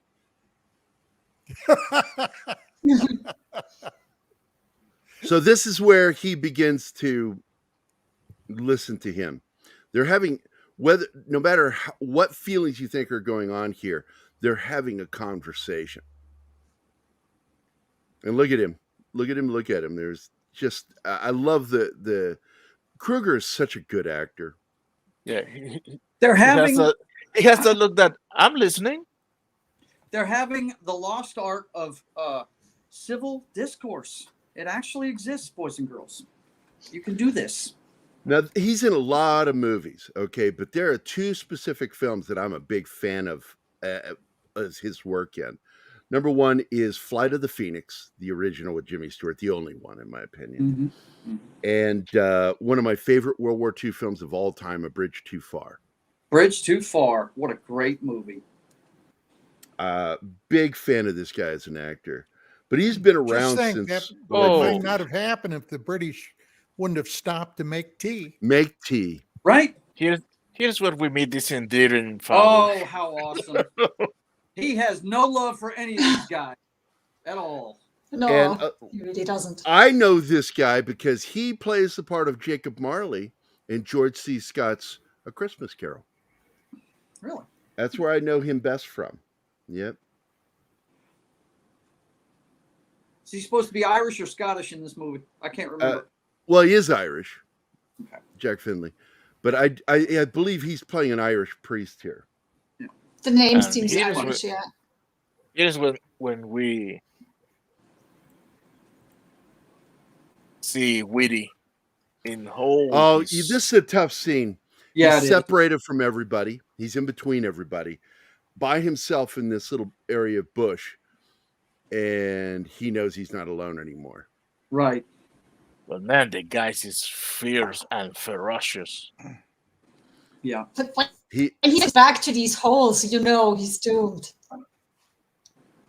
He's still his straight flaming self right till the end, though. because He's like- oh, you lovelies! We could have been friends, right? Oh, we could have been such friends. Then he pulls that knife out and he goes, "Let's do this." Yeah. What What a shame we can't be friends, yeah. Yeah. They hack him up Hack with him And they machetes. hack him to death. Machetes. It's Yeah. They're so very brutal. PG in how they do it, because it's a horrible way to die. Yeah. Yeah. Unless you get a good artery. Oof. Yeah, and the thing that sucks about arteries Still is takes time. it still takes 20 minutes for your heart to stop and your brain to die. And I'd rather take a bullet. I'd rather take a bullet. Just kill me quickly. Get it over with. Right. Get it over Well, with. if you're lucky, you pass out from the loss of blood. If you're lucky. Yeah. I got to That's tell why I you, think man. if- I asked my dad when I was young. I think I was 14. We watched this movie on TV one night, and I said, "Do you think making movies like this is what killed Burton?" No, the drinking killed Bert. The drinking helped, but I think making movies like this while drinking, He's awful red-faced in this flick. he isn't should have stuck to just acting as a thespian and not Right. doing action movies. Yeah. And there he goes running down that hill. This is Oh, this man. is the Yeah, moment. he's taking This folks is it. out. Three. Pretty damn The guy cool. is facing three and charging them. Mhm. He gets nailed in the chest and the stomach, and he rolls Yeah. over and he's like, "I'm not leaving you." And he goes to try to pick him up. Yeah. And he's dying. You can tell. Oh no, Keffer, no. Now that I've found you, I can't let you go. Yep. Because he knows this guy's the future, right? He knows now, yeah.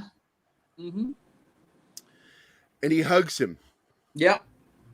He holds his hand until he's dead. They have to pry him away from him. Yeah. He Well, doesn't want to leave him. he does. The soldier says, "Don't die." Mm-hmm. Yeah, because the president got hit too. Yeah. But yeah, that's if that scene doesn't get you, then you don't have a heart. That's just all there is to it. It's pretty awesome. Awesome stuff. To see a jaded character that didn't give a shit about nothing, all of a sudden he's ready to give his life for this dude. Because guarantee you, if they hadn't had those conversations, he'd have dropped that guy, killed all those dudes, and he'd lived, right? And this is where you can talk about politics in a way, again, Cubano. Yep. Advisors. Cuber.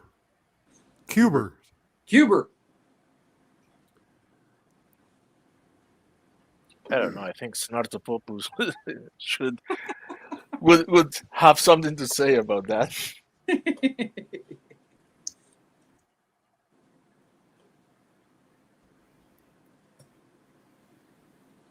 Holy shit. That sounds like a goal that we could work towards. Gerry Ryan doing promo for Don and me. Hell yeah. Wow. There you go. I'd trick her into saying something naughty. Make it sound like it's not naughty, but it is. I've been in love with that woman for 25 years. Yep. Now, where did they get the I'm trying to remember here, wasn't it the preacher that led him towards the plane that they're trying to get? Yeah. Yeah, he tells him that there's a plane, a C-47, DC-3, sitting over the field. The preacher wants the president gone because he says if he stays, there will be civil war. Yeah. I prefer you gone. Right. But as I recall, this actor's name is Frank Finley, I think. He's really good, man. Oh, he's a great actor. His performance as Marley in that Christmas Carol is amazing. I love that.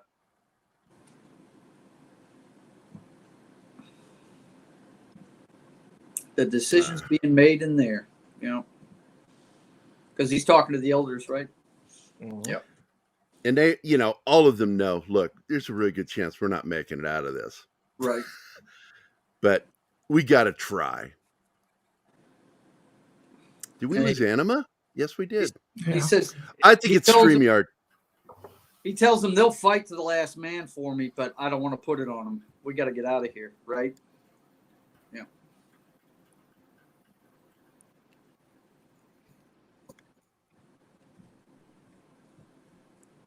Yeah. We're getting close to the end of the movie now. What a great flick. What a great cast. I mean, when people want to look at old movies and how great they were made and how great a story they tell, I always show them something like this. That's interesting, FKHC. I thought that was just Cubano, so it was actually, again, Kami, an East German. Okay. Really? East German? Yeah, that's communist state at the time. This is before the wall fell, so yeah. Yeah. Yeah, I love that. They just knock him out. We're going to take your plane. Boop. Yep. Boop. Booped him. That was funny, yeah. Boops him. And he just happened to be fueling it up at the time. Now, this is one thing I wouldn't have done the way they did this. I would have absolutely loaded him up on that plane immediately. Yeah. And set up a defensive perimeter around the plane. That makes more sense to me. Yeah, defend the plane at all costs. That's your way out, right? That's your way out. Mm-hmm. Defend that plane, set up a firing line out there because they got a water-cooled machine gun. Mm-hmm. And there it is, right there.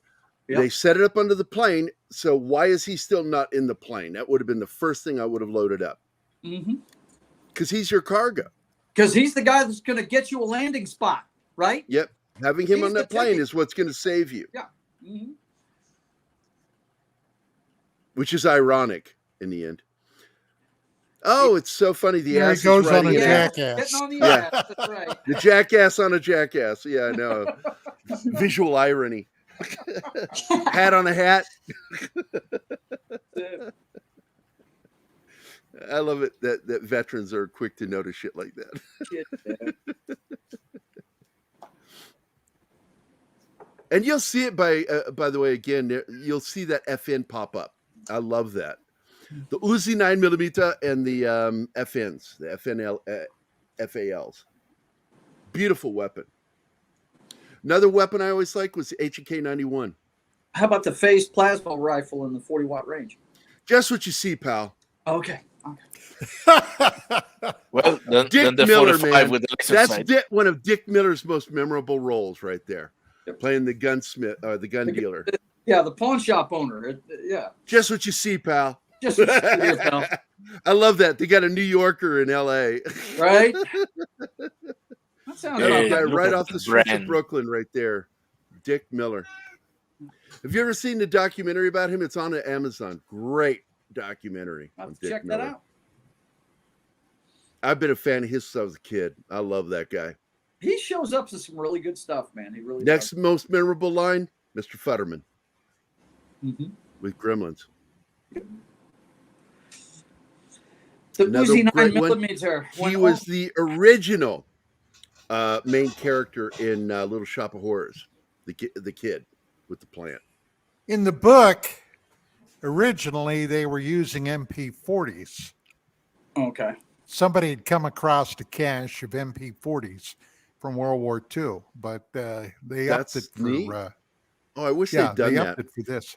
Probably a budget issue why they didn't do it. The Uzi 9mm, when you absolutely need to throw as many bullets as possible and are not interested in hitting anything. Yeah, hopefully it's close Thank range. you, John. But, Right? Exactly. It's I love the full- grenade. By the way, the grenade explosion shots in this are really good. Yes, where they instead of doing the springboard, what they do is they show the explosion begin and they cut to a different angle of the explosion, the guy up above the blast. Yep. They do that a couple of times in this film. I love that. And thank you, John O. Thanks for catching that. If you didn't see it, he loved your reference, Joe, but what he also liked was my exactly on the spot quick response. That's right. To it. Only what you see. Just here. what you see, pal. We all appreciated that. Wrong. Right? I love that. He loads it. And he goes, "Hey, Now you can't that do is that." gun Pal. right there. Wrong. What's the caliber of those bullets? That looks like 30. 7.92. 7.92. Is that 7.92? That's what it looked like to me. The big bullet. That's all I know. 8mm, basically. Mm-hmm. Is that the stuff we used in 60s when I was in? No. No? Okay. Looks like it's bigger. And they're at last putting the president in the plane. And That just plane's when one you of think mine. they're safe. Yeah, they wait until there's gunfire everywhere to put the president on the plane. Yeah. You're right. That's a big hole in this, Gary. No doubt. It was just it was the one weakness in the writing that I had was that, and the fact that the training should have been longer and the opening scene 10 minutes shorter. They should have traded that 10 minutes. Yeah. Because the movie length is perfect. Yeah. I think the length of the movie itself is good. Oh, It's the use of it. Oh, when the when- sergeant fucking dies, I'm Yeah. like, God damn it. Yeah. I knew you were gonna die. Yeah. Well, he's married, right? Yeah. Of course. Of course. All the single guys, they make it. And they make Now, I'm you gonna like tell you a little him. trivia. 70% of a DC-3 C-47, 70% of that wing can be lost and it'll still fly. Yep. Wow. That's why it's one of my favorite planes. Wow. That plane was just crazy good. Because the reason why, right there, it shows you, see how close to the plane the engines are. Mm-hmm. So there's very little wing space between the engine and the plane. Right. And so therefore you could lose the wing out away from that and it would still mostly fly. Not a lot of control, but it Not would a thing fly. to say. Yeah. And Richard trust Garrett me, was the right reason there they know before. that is because it happened. Yeah. And then didn't he get Oh. shot? Didn't he get shot in the leg? I think he got shot in the leg. Yeah, this is Yeah. this is I hate this scene. He begged him to kill him. This and is the like, scene why I shoot said, yeah, Shoot see, me. there's Emil, right? Yeah. And he has to shoot his best friend. That's why I remember the kid's name. Yeah. He asked him to kill him, right? I love Yeah. that That bullet scene hits right overwhelmed next me. to Roger Moore here. Yep. You see it pierce the window right next to him. Yep. He's Well, like, he "That gets was a shot good in shot." the leg leaving there. When they're Yeah, taking, well, he gets shot through the fuselage. Yeah, through the fuselage. which is a nasty wound because Man, what happens is that round this is scene changed. when Faulkner is about to break and Roger Moore notice and he tries to keep it in the game. Don't think about our friend. Don't think about our friend. Mm-hmm.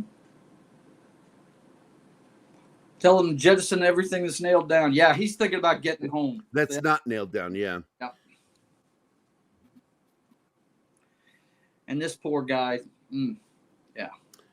And the entire story got noticed back in 1968 because there was a report of a plane landing with a person on board. And that led to an investigation. Like, who the hell was this? What's going on? So The this is loosely based on reality? Oh, yeah. Wow. Oh, yeah. And like I said, Faulkner is based on the real dude. And the dude co-authored a book, which Don's brought up. I forget the name of the book, but one thing you'll find, these movies we talk about, a lot of these movies I will bring up actually based on an incident. You know, people don't know that.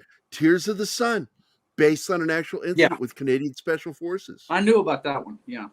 The book was going to be called The Thin White Line, but the author could not get it published. It was the producer of the film who get the book published, and so they changed the title of the book to match the title of the movie. That's really good. That's really good. And that would have been a good title too, Thin White Line. It has its own racial feel to it. That's right. You know, and they love to talk about that. And this will be the first thing that sets me off with somebody when they say something stupid like this, you know, the white hero. And it's like, look, man, too often historically, white men have gone out there and died to free and liberate people. So you can take that little fucking drive-by comment and go fuck yourself. Right. Oh, yeah, Roger Moore's hard time. Whether you like it or not, it's happened. Yeah, he dies. Yeah. He finally he succumbs to the illness and his wound. But he lived long enough to give them information they could use over the radio to prove that he was there and they were able to land and get these guys out. Yeah. Yeah, because they were going to be shut down. Yes, they were. But he gave them information that only he would know, and they decided. And it's this incident that led to public knowledge of what happened. Because the plane landed and this happened, and people in Britain are like, what's going on here? You know, what? Because they couldn't hide this incident. No. And once it was made public knowledge, it led to more exposure of what happened. Hey, the Peter Bergman fan side. Good to see you, bro. Yes. Oh, hey. And you know the she's a girl, right? Joe? Yeah, Vinkman's girl is her name. The elite are having their parties, celebrating their. Joe's not listening. Oh, I'm sorry. That's okay. Joe, Vinkman's girl. It's Vinkman's girl. It's girl. It's girl. Cool. Pop Culture Minefield saw Joan arm trading from a short distance too when I was in London when she was going into a Royal Albert Hall for a show that night with Roger Daltrey. Yeah, her theme song. You buried the story there that you saw Roger Daltrey. Because that's more interesting to me. But the theme song, oh man, is awesome. Yeah. This is my favorite scene. Yes. You know, I'm going to do my Eddie Murphy moment. You know, when he's like clapping in The Nutty Professor. Julius. I love this scene. It's my favorite moment with Stuart Granger and Richard Burton. Yep. He's trying to be all cavalier and casual. Oh, right, proper old man. What should we do here? And he says, the old Welshman is like, well, people died because of what you did. Yeah. So first, I'd like to get some money from you. You can open up that safe. Yeah. And gives him that false sense of, and then we'll be done. But no, they're not done. No. Nope. Thing is, he could have been done. But he wants to pay But his he's- men. He Yeah. wants Yeah, to pay his men. Yeah.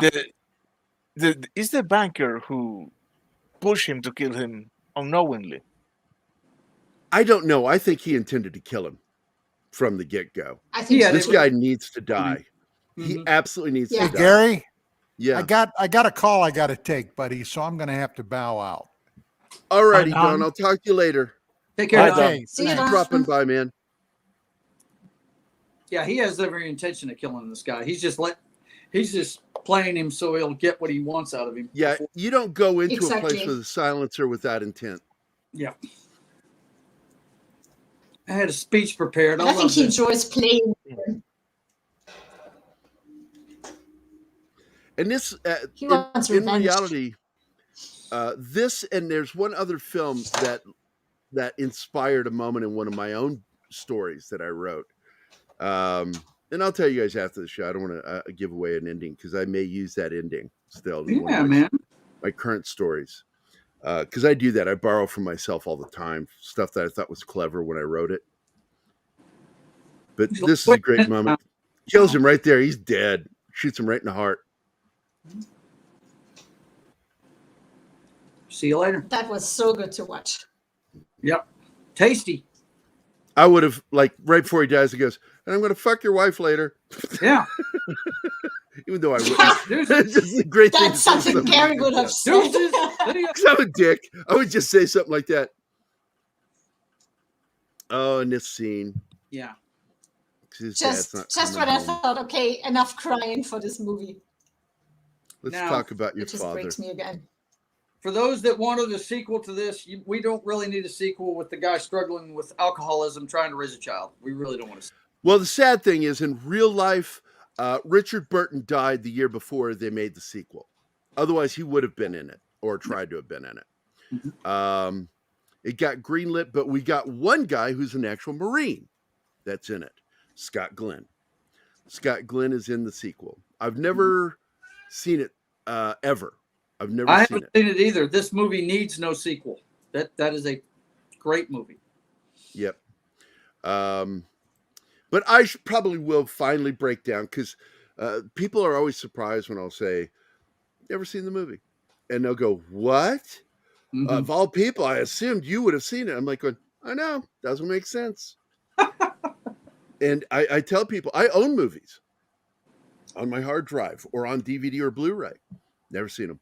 Right. I just broke down yesterday and watched The Kingsman.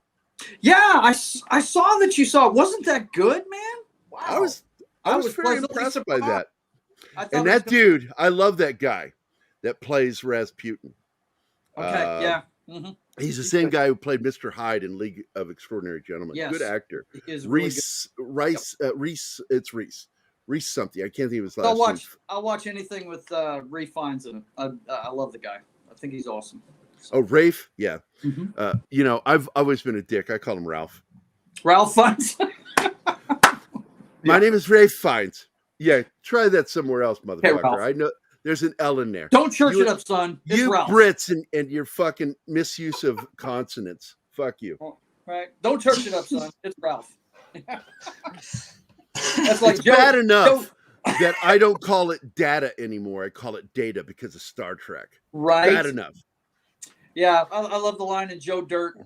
Joe Dirte. Don't Don't church son. it up. It's dirt. Joe Dirte. Yeah, I love that. That's a great line. And that's one of Farley's brothers. That's the security guard. It's his older Really? brother. Yeah. Both of his brothers are in that movie. The I have no oldest intentions of watching plays that. the security guard, and the younger brother plays the cop that questions him after they rescue him from Buffalo Bob. I watched it because people started calling me Joe Dirt, and I'm like, what are you talking about? Well, your name is Joe, and you're a bit of a country boy, so yeah, you're asking for it. Yep. So what you're telling me is you're so redneck that your hair just grows in that way. Right. Dennis Miller is one of the best parts of that freaking movie. Dude, Dennis Miller is just dynamite. Oh, I idolize that guy in so many ways. I've always, he would throw out stuff, man. He was like one person version of MST3K. Yeah. Because it took multiple writers to make those jokes, and he does it all in his own head. I tell you, I loved it when they put him on Monday Night Football, but he only had like a 2-year run because nobody got his comedy that watched. Nobody understood what the fuck and he was I was saying. loving it. I thought it was hilarious, man. You know, it's if you've ever seen when he called somebody an Anton LaFay motherfucker, I about lost my mind, and people are like, who the fuck is Anton LaFay? Yeah, they just didn't get the references. Or LaVey. I'm sorry, Anton LaVey. Yeah. He was one of the public figures with modern American Satanism. And a lot of people don't know who the hell he is. Yeah. Anton LaVey. Like, I have a video that I show every once in a while with Dennis Miller from his special back in because I was in the Army when he did it. And he starts talking about how Saturday Night Live and a lot of people are making fun of Admiral Stockdale. And he went out there and just let into the media. He says, do you know why it's so easy to make fun of him? Why he can't hear? Why he had to turn up his hearing aid and all that shit? Because they beat his eardrums out because he wouldn't give the North Vietnamese information. They beat him. And he still never gave that information. And he says, you know, he's a better American than any of you. You know, and I'm like, holy shit, he might be liberal, but I like that guy. I like Dennis Miller. Dennis Miller, those of you that likes the SNL news bit, you know, Chevy Chase was good at it. There were several others that were good at it. He was the second best. Ever had. He was the second best. Third best was Chevy. And fourth best was Norm Macdonald. Second best was Norm Macdonald. Fourth best was, God bless it, Nealon. Yeah. And past that, I never really liked much of those two guys doing it now. Not funny. I don't think those guys are funny. I just think Miller was the Tina best. LaFay was really good. I liked her. And the dude that's got his own late show, he was pretty good too. Yeah. You know, but Tina Fey was really funny. Whether I agree with her politically or not, I thought she was hilarious. Oh man, we could do a whole show on people that we don't agree with politically that are great. I mean, on screen. What I think that's important, if you're going to do news parody, you have to literally be fair and balanced. Yes, because if you're not, then you miss the greater point of why you're doing parody. You know, and that's why I love South Park. South Park shits on everyone equally. Yeah, no doubt. They get it. I remember that Miller bit on Stockdale Cat was fast. And yeah, as it's where I get the comment. I have a deep drawer full of information and used to be a very quick retrieval system. That's why I was able to respond to your Terminator comment so quickly.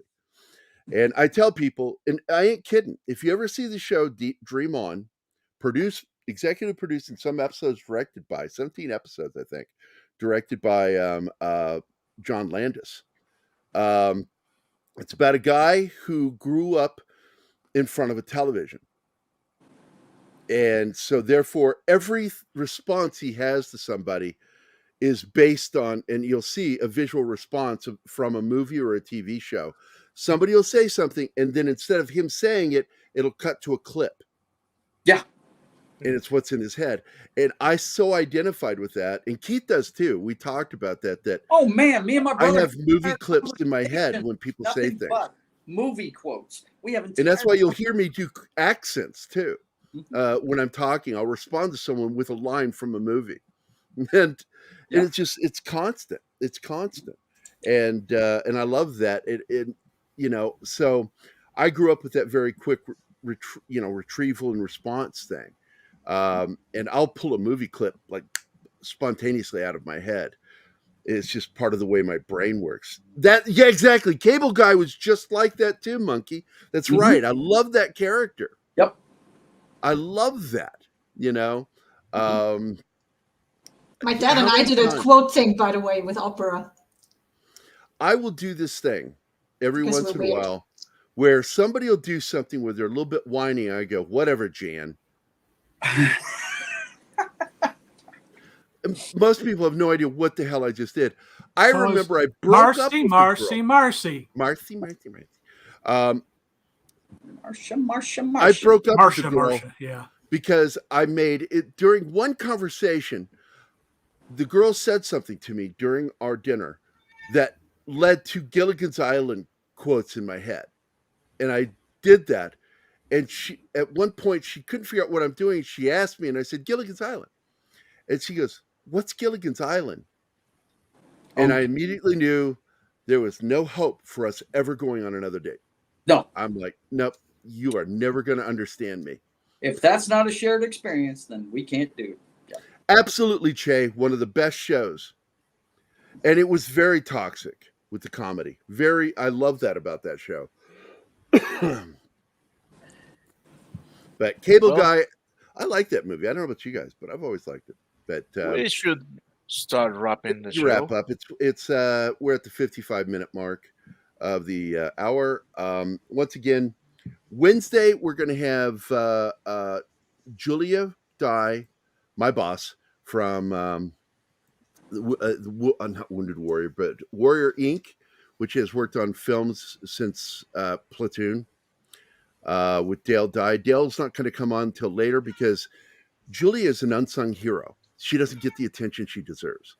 And I said, you're going to come on the show before we ever have Dale because you don't get the attention and respect you deserve. She runs that company for him. And so I want to have her on first and sing her, laurels because she's an amazing person. She really is. And let me go over to Military Monday so I can go to these graphics real quick. Brian's going to have Eldritch USA director Ryan Smith on in a week, not this week, next week. I think it's the 23rd or whatever it is. And then, of course, we're going to be doing this week. Tom and Gerry do Beverly Hills Cop. Ain't no bananas up our tailpipes. Yeah. Backdoor reference in the thumbnail. Boy, yeah, I love the thumbnail. That'll be this Saturday. Tom and I are very excited about finally launching this idea we've had for a while. And we finally have a way of doing it. So it'll be done every other week.